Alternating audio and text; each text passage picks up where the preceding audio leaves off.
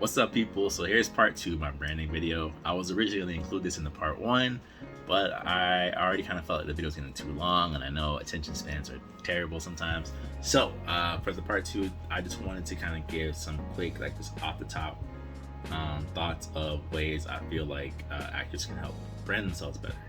And one of the first ways, as I mentioned in the last video, is thinking about what are the things that get pointed out to you about you the most. So I used my smile as an example, right? Where it's like people usually have something nice to say about my smile. People usually have something nice to say about my voice, right? I get told that I have what sounds like a very nice reading voice, so that kind of made me think of like, okay, I need to have moments or have situations where I can either get myself into voiceover or put myself in a position where there's more of my speaking voice on display to help brand me as Anthony. Another thing you can do is, especially if you're acting and getting active auditions, is what are the type of roles that you're going out for, right? Now, we've all, as actors, I'm sure, have had roles that you've had to audition for where you're like, I don't think I fit this description at all, right? But there's been, hopefully, a lot more breakdowns where it's like, I do fit this description. I could see myself being this person, right? So I think one of the things that you have to take into consideration is, what are the things that I'm being called in for? What am I being asked to audition for more often than not? So for myself, I would say in the past few months, I get called in a lot for news reporter, or the young dad, or the young neighbor, or the boyfriend, of like a certain age group of people, right? And although those aren't necessarily like the most niche of roles, it made me think of, okay, well, if I'm going to be playing a lot more of the young dad, then I need to, when I'm doing my self-tape auditions, for example, it can't just be the casual wear that myself, Anthony would wear, right? It needs to be like, what do I see the casual dad on TV wearing?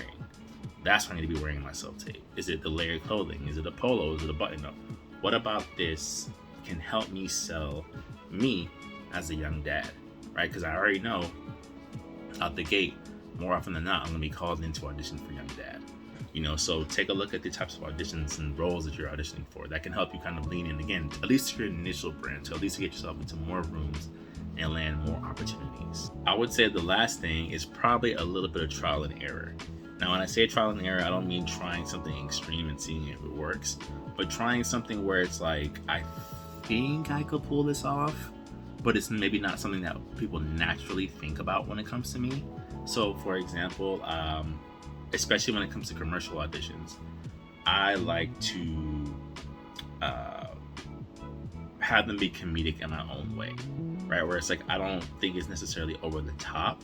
I could be wrong, right? But I try to make, if there's room for comedy in a commercial audition, there isn't always, but when there is, I try to think of it of like, okay, instead of doing what I think the casting director, who I probably don't know, would be funny, what about this commercial is funny to me? And not funny in a parody way, what's actually funny, right? So trying to test the limits and test the boundaries of what about my brand can I make stand out a little bit more about me, where like they might not expect it, but it's definitely in my wheelhouse, right? So like for me, I like to do funny things. I think having fun when it comes to an audition makes the process 10 times easier.